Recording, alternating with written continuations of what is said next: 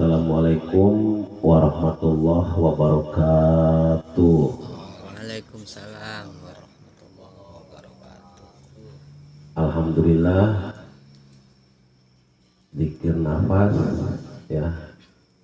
Yang pertama 30 menit tadi sudah selesai. Suasana begitu hening, tenang, damai. Nah, dari yang ikut zikir nafas ya, nanti ada sensasi apa saja di dalamnya, tolong diceritakan, ya maksudnya diuraikan dari awal sampai akhir. Dan nanti di situ ada nasihat apa di dalamnya. Nah, untuk yang pertama kepada Kang Samsu yang dari Bekasi, silahkan Kang Samsu diurai dari awal sampai akhir.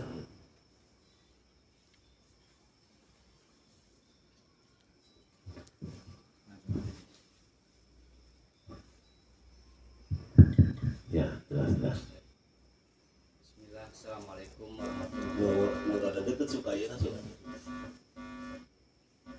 kami ada deket ya. Bismillah, assalamualaikum warahmatullahi wabarakatuh. Waalaikumsalam warahmatullahi wabarakatuh. Alhamdulillah, di malam ini saya dikasih kesempatan bisa kumpul bareng sahabat-sahabat Komema Al-Asraf yang dipimpin guru kita Kanjeng. Saya mau mengutarakan mengenai Zikir nafas tadi saat ya. ini dari mulai awal pertama zikir nafas saya diperlihatkan ya. Iya. Harimau, udah gitu datang bapak-bapak atau orang tua membawa panci, iya teko, ngasihin teko ke saya. Habis itu saya diajak jalan-jalan ke kebun teh, banyak perkebunan di perkebunan ya. Iya, di perkebunan. Udah gitu saya mancing dapat kura-kura. Oke, mancing dapat kura-kura. Sebenarnya banyak sih, cuman ya kebetan. Iya. Iya, yang jelas-jelasnya aja yang diurai nggak apa-apa. Udah itu aja. Jadi selesai habis mancing dapat kura-kura itu ya. Oke. Ya, cukup, nggak apa-apa.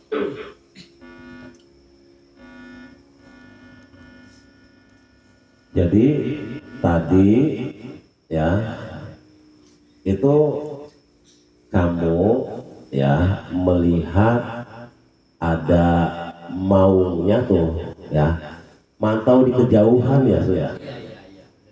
Iya, si maung itu mantau dari kejauhan.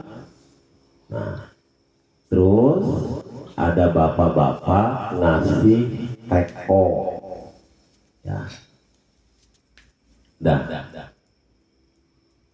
Setelah itu kamu berangkat lagi, jalan-jalan lagi, masuk ke hutan, terus nemu kolam besar dan kamu di situ mancing. Ternyata mancing dapatnya kura-kura. Udah. Nah, simbol maung ini ya, simbol maung ini Su ya, sebenarnya kamu sedang dipantau oleh ruh leluhur. Cuman ruh leluhur ini mantaunya masih dari kejauhan. Nah, setelah itu ada bapak-bapak ngasih teko. Nah, teko ini ya itu simbol bahwasanya kamu harus belajar banyak bermanfaat. Seperti teko tuh, Pak Cahyo. Jadi teko itu melayani gitu, Pak Cahyo. Melayani teko tuh. Belajar bermanfaat seperti teko. Jadi kalau ada orang yang kehausan, ya, teko itu kan melayani, Pak Cahyo. Dan setelah menjadi pelayan juga dituntut untuk jujur, ya seperti teko. Kalau di dalamnya air kopi, yang keluar air kopi. Ya. Kalau yang di dalamnya air putih, yang keluar air putih. Di dalamnya teh manis, yang keluar tuh. Jadi di simbol teko ini kamu jadi pelayan Tuhan di muka bumi ini, menjadi pelayan Tuhan, tapi tetap dalam kejujuran seperti isi air teko tadi. Artinya A ya A, B ya B, itu seperti air putih yang ada di teko ini gitu. Nah, nanti yang melihat dari kejauhan itu, percaya ketika sedikit-sedikit kita belajar menjadi pelayan Allah di alam semesta ini, percaya nanti dia akan mendekat, itu mendekat, mendampingi, dan nanti akan menjadi guide gitu. Ya, artinya guide itu ya maksudnya akan menunjukkan kepada kita ya ke jalan yang diridhoi oleh Allah. Ya. Cuman memang proses panjang. Ya. Dan setelah itu kamu jalan lagi, ya menemukan kolam besar dan mancing, ya kan? Dapatnya kura-kura. Nah, artinya gini, Pak Tayo, dapat kura-kura itu artinya ya, walaupun untuk bermanfaat, ya, kamu nggak harus jalan cepat gitu, Pak Tayo. Nggak harus jalan cepat, ya seperti kura-kura aja, jalannya sedikit gitu. Yang penting apa? Di setiap hari terus kamu lakukan kebaikan sekecil mungkin. Ya, kebaikan sekecil mungkin akan tetapi terus bergerak gitu, Pak Tayo. Maksudnya. Nah, kalau dari awal setiap hari kita mengumpulkan kebaikan, ya, sekecil mungkin setiap hari, ya, maka kamu nanti tanpa terasa, ya, akan menjadi orang besar di kelak kemudian hari, betul? Gitu. Dengan kura-kura ini yang berjalannya lambat, ya, tapi walaupun lambat berjalannya, kura-kura ini terus berjalan. Jadi kita melakukan kebaikan setiap hari itu sekecil mungkin, terus kita lakukan kebaikan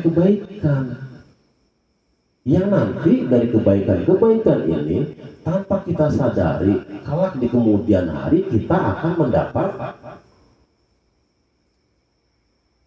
ya, kita akan bisa menjadi orang besar di kelak kemudian hari.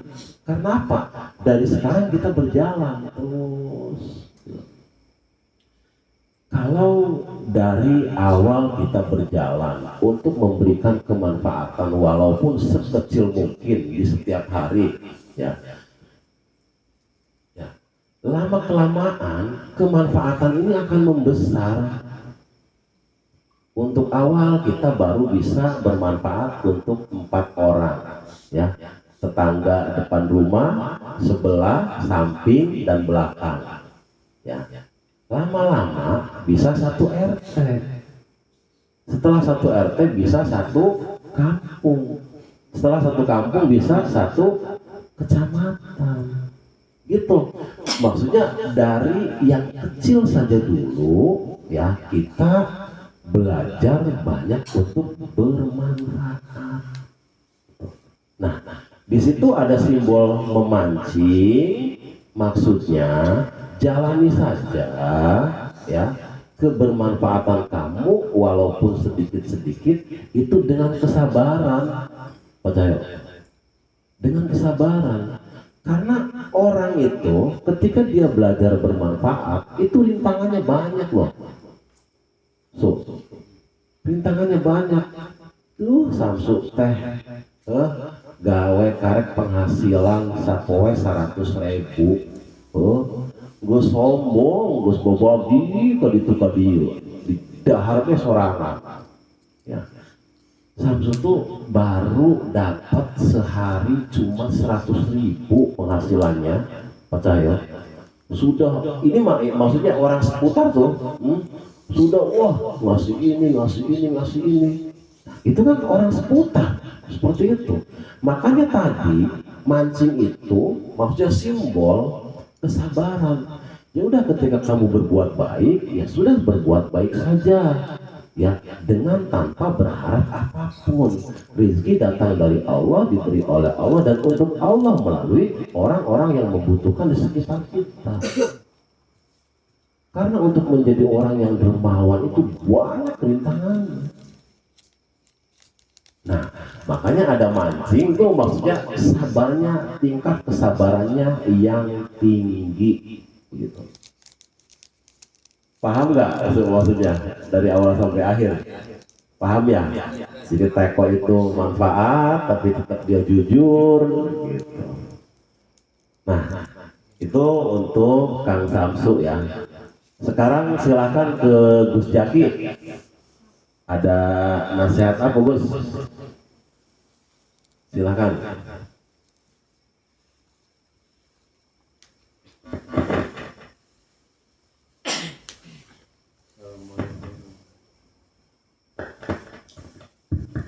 Assalamualaikum warahmatullahi wabarakatuh. Waalaikumsalam warahmatullahi wabarakatuh. Alhamdulillah pada kesempatan malam hari ini saya bisa mengikuti tiket napas kembali di acara Padang Bulan. Di menit-menit awal biasa itu apa kebetan guru? Ya. Ada yang paling lama cuma beberapa menit itu. Yang pertama itu saya tuh seperti bukan seperti ya, merasakan duduk di tepi danau yang damai sejuk ya, nggak ada riaknya danau itu, terus di atasnya ada bulan purnama. Duduk di danau yang tenang, danaunya duduk di pinggir danau yang tenang dan kamu melihat cahaya bulan Purnama. Cahaya bulan purnama ya, tak bisa dibayangin, maksudnya indah gitu. Terus Banyak lagi kebetan. Terus saya sempat bertemu Prabu Siliwangi di situ seperti sedang melakukan peperangan. iya. Dan sempat ngomong suruh mencari Hajah Saripah Mudain. Suruh mencari Hajah Saripah Mudain. Kamunya yang di itu ya. Terus kebetulan lagi saya bertemu Buya di Iya. suatu tempat. Buya menasihati saya agar saya membuang kesombongan yang melekat pada diri saya. Kesombongan, keangkuhan, dendam dan kebencian suruh dibuang semuanya. Oke, iya. Itu kata Buya ya. Kata Buya. Iya. Saya kemudian termenung sambil duduk, terus seolah-olah saya tuh terbang. Artinya gini, mungkin termenung di situ ya, kamu terngiang-ngiang ya, terngiang-ngiang oleh nasihat Buya. Yang kata Buya tadi, Gus, hilangkan amarah, dendam, dan kebencian dari hati kamu, kesombongan, gitu kan? Nah, mungkin kamu konsentrasi ke dalam apa yang disampaikan oleh Buya, terus kamu masuk ke dalam dan berusaha untuk membuang sifat-sifat itu, kesombongan, amarah, benci, gitu. Mungkin kamu merenung seperti itu, Ya memang seperti itu. ya.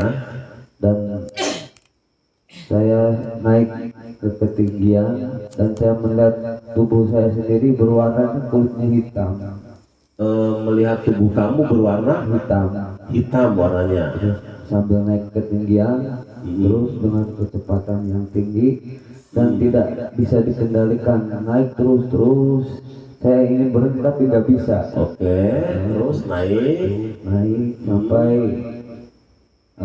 bisa dikendalikan dan saya ingin turun lagi. Terus saya bisa turun. Di pertengahan saya bertemu dengan Pak Cahyo yang beliau sedang bermeditasi di sana di ketinggian. Jadi posisi kamu melihat Pak Cahyo itu setelah turun dari ketinggian. Jadi pertengahan. Iya. Melihat Pak Cahyo sedang dikir nafas di situ sendiri. Nah, setelah itu ya saya fokus melihatin tapi keburu habis waktunya. oh, jadi kamu pas lagi fokus melihat Pak Cahyo dikir nafas, ya, terus Saya bersinar Pak Cahyo tapi keburu habis. Waktunya itu keburu habis. melihat Pak Cahyonya bersinar kan? Bersinar gitu. Kamu sedang fokus melihat Pak Cahyo, ya, terus selesai waktunya habis. Keburu habis. Oke. Ya. Assalamualaikum warahmatullahi wabarakatuh. Waalaikumsalam warahmatullahi wabarakatuh. Jadi tadi Gus Jaki melihat ya seperti ada peperangan Prabu Siliwangi. Ya, Prabu Siliwangi itu ya pokoknya kalau ini mah sedang kayak ada peperangan aja. Terus kamu dipanggil oleh Prabu Siliwangi, suruh mencari Hajah Sarifah Mudaim, gitu kan? Nah, itu aja dulu. Sarifah Mudaim ini ya salah satu dari putrinya Prabu Siliwangi, ya, namanya Nyai Rara Santang, gitu. Nah, ketika nasihatnya masuk kepada ya Sarifah Mudaim atau Nyai Rara Santang, ya, itu nanti ujung-ujungnya ke anaknya, yaitu Sunan Gunung Jati, gitu.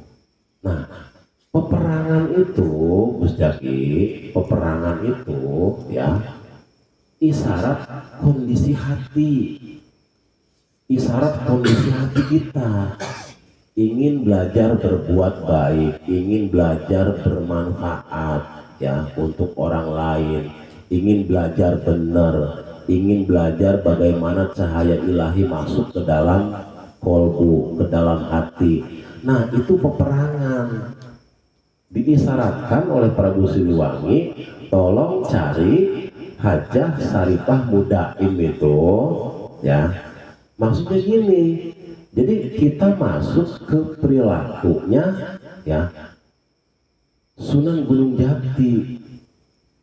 Artinya ya kalimat beliau saja yang sangat terkenal itu namanya titip tajuk lan fakir miskin.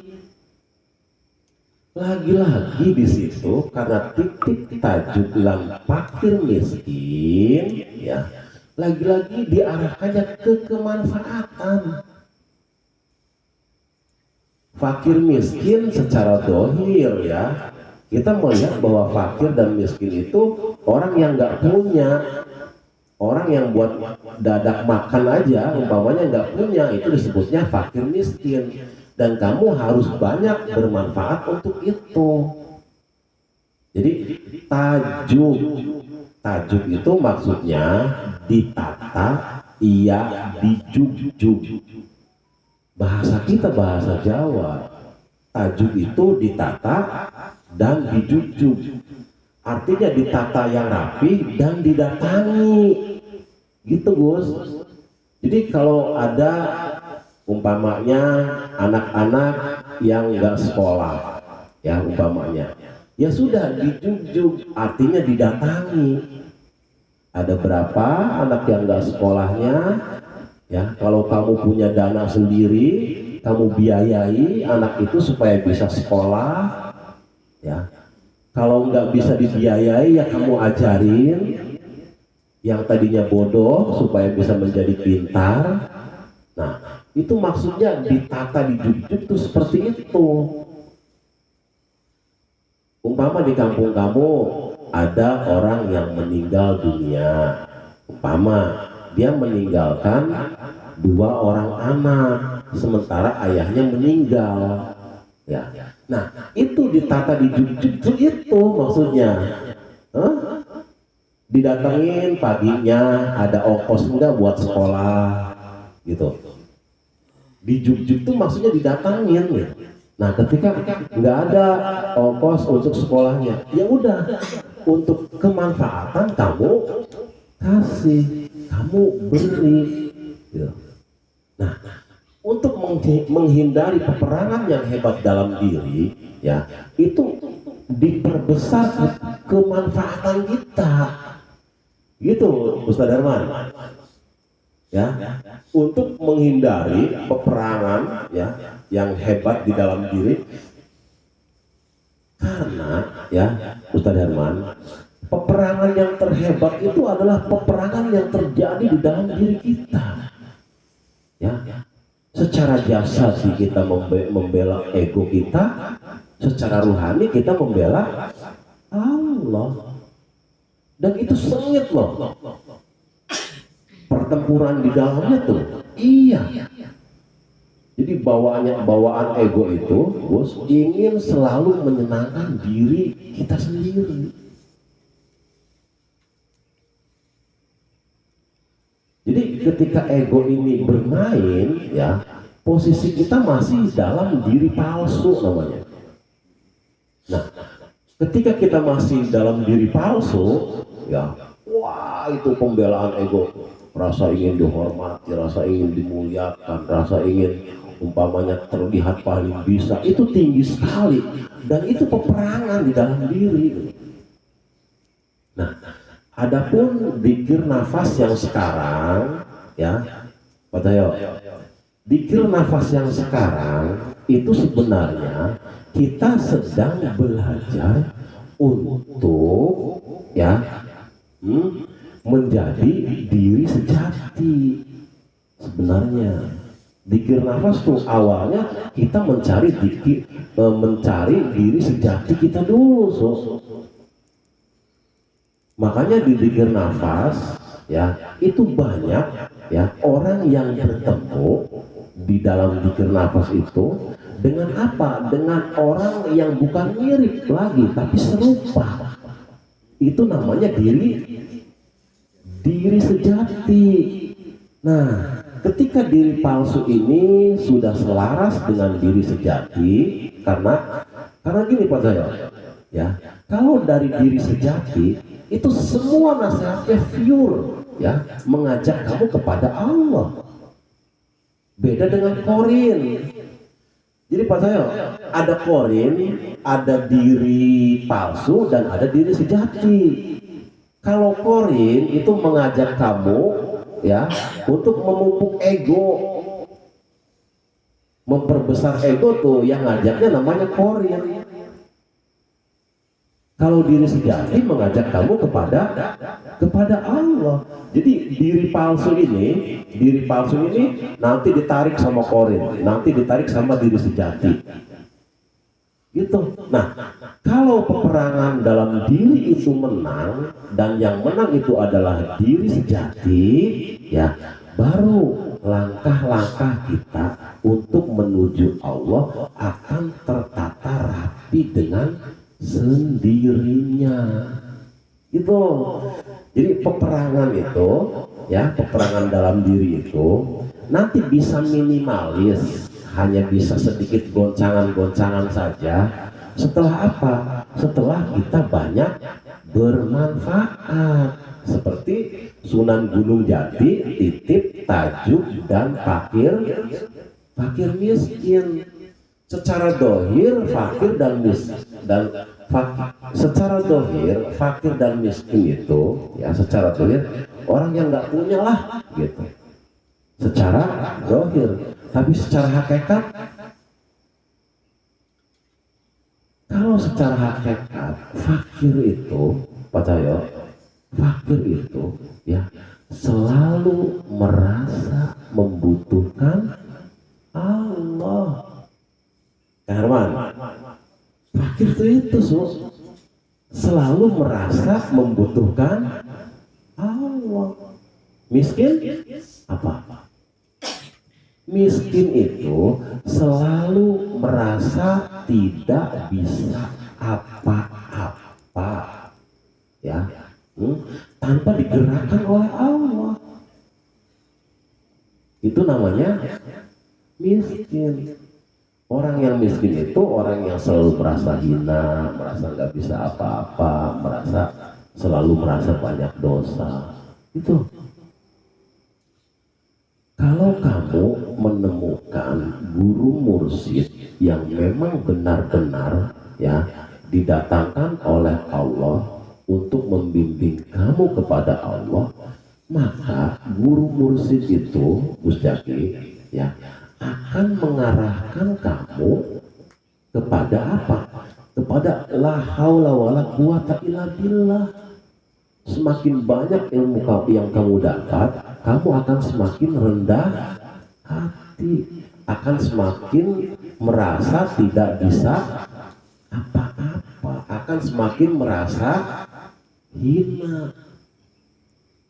Tapi sebaliknya, katanya, kalau dapat gurunya nggak pas, ya, itu akan memupuk ego, semakin merasa paling benar, gitu. Nah, ketika kamu punya guru siapapun, ya, yang memupuk ego kamu semakin merasa paling benar, sudah, tinggalin aja. Kenapa? Karena itu tidak mungkin akan membuat kamu nyaman. Kalau guru sejati pasti akan mengarahkan kamu kepada perilaku yang rendah hati, sederhana, merasa banyak dosa, merasa banyak salah. Ya, semakin kita merasa hina, maka kamu akan diangkat derajatnya setinggi-tingginya untuk menjadi mulia. Tapi sebaliknya, orang yang merasa mulia, ya, itu akan dipangkas oleh Allah menjadi hina. Gitu nasihatnya.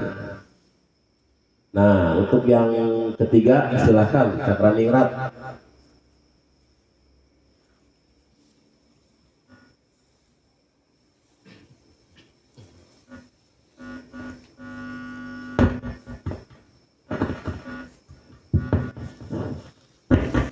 Bismillahirrahmanirrahim.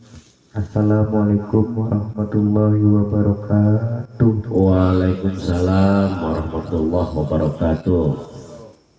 Alhamdulillah, di kesempatan malam hari ini telah dilaksanakan zikir nafas season 1. Iya. Pertama yang dirasakan tuh Anusari, Iya. tikar nafas masih dalam kebetan. Oke, iya iya.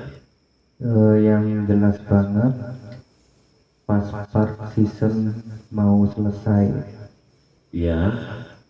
eh, di situ saya melihat cahaya yang bulat tapi di pangkuan kayak telapak tangan, dua telapak tangan, Dua telapak tangan. kemudian seperti diturunkan ke bawah, ke bumi, Turun ke bumi. kemudian di sekeliling sini, di sekeliling majelis Al-Asraf, Iya. cahaya tersebut besar banget. Oh iya iya. Ada juga di sekeliling sawah di pinggir majelis itu. Iya iya iya. Kurang dan lebihnya mohon maaf Anusari. Iya. Assalamualaikum warahmatullahi wabarakatuh. Waalaikumsalam warahmatullahi wabarakatuh. Jadi isyaratnya tadi tuh ya, dua tangan seperti memegang bulan ya, seperti memegang bulan yang bercahaya. Nah, kebetulan dari ketinggian ya, bulan itu Pak Cahyo ya, datangnya ke majelis di sini. Nah, setelah sampai sini, jadi cahaya itu dari majelis ya terus sampai ke sawah itu seperti bercahaya, begitu kan? Nah, untuk nasihat ya, coba kita lihat cahaya bulan ketika di bulan purnama seperti apa coba Gus? Kita melihatnya teduh, damai ya, tentram, tenang gitu ya. Cahaya bulan kan seperti itu bawaannya, tentram, damai, tenang gitu kan. Nah, maksudnya di situ Pak Cahyo, semoga dengan izin Allah ya, siapa saja yang datang ke majelis ini ya, baca doa wamimah bareng di sini, zikir nafas di sini ya, semoga dengan izin Allah ya, hatinya nanti akan tenang, hatinya akan damai, hatinya tentram ya, matanya sejuk ketika melihat apapun. Nah, mungkin nasihatnya ya yang dari Cakraningrat itu lebih ke siapapun yang melakukan zikir nafas ya, maka dia akan mendapatkan ketentraman, ketenangan ya, dan kedamaian hati gitu. Dah cukup ya yang diurai untuk 3 orang saja dulu. Setelah ini kita mulai zikir nafas yang season kedua. Dah gitu aja. Wabillahi taufiq wal hidayah. Wassalamualaikum warahmatullahi wabarakatuh. Waalaikumsalam warahmatullahi wabarakatuh.